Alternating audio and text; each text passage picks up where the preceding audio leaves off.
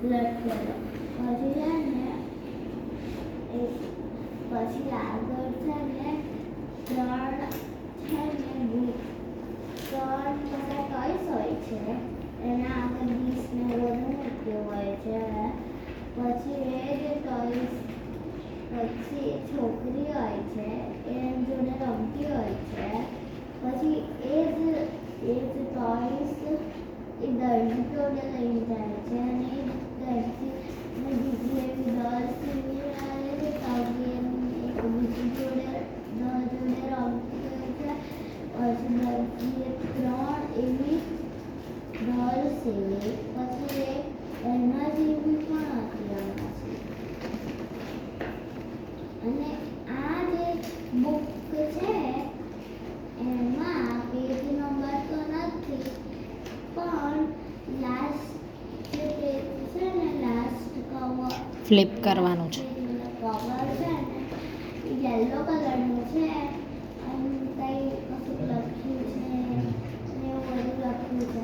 અને આગળ છે ને એક બ્રેકેટ હોય છે એમાં છે ને ડન જઈ નામ લખ્યું હોય છે. પણ લખેલું હતું કે ગુડ અને bed habits.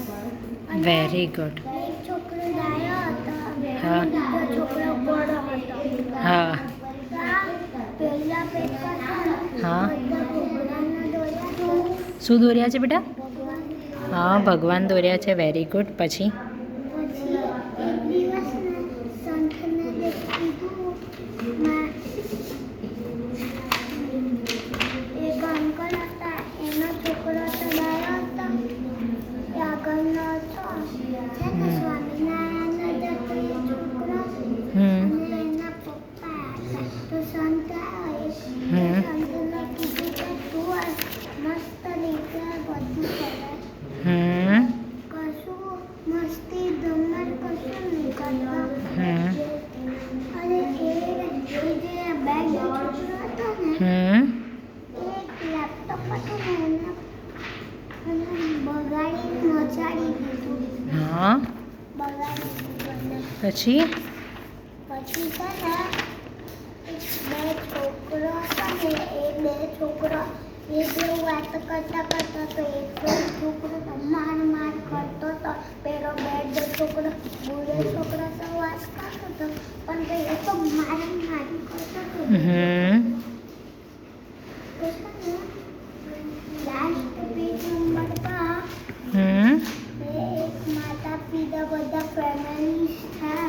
Very good. Yes. પછી પેજીસ છે ને 61 છે. 61. Very good.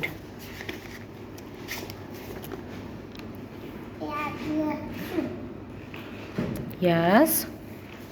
બીજું કંઈ? કોઈ પિક્ચર્સ? હા. જો પાછળની પેજ પર છે ને રેડ કલરની ટી-શર્ટ પહેરી છે ને બીજા નંબરની એ તો વાત કરતો તો ગાર્ડન હતું ને એમાં વાત કરતો હતો.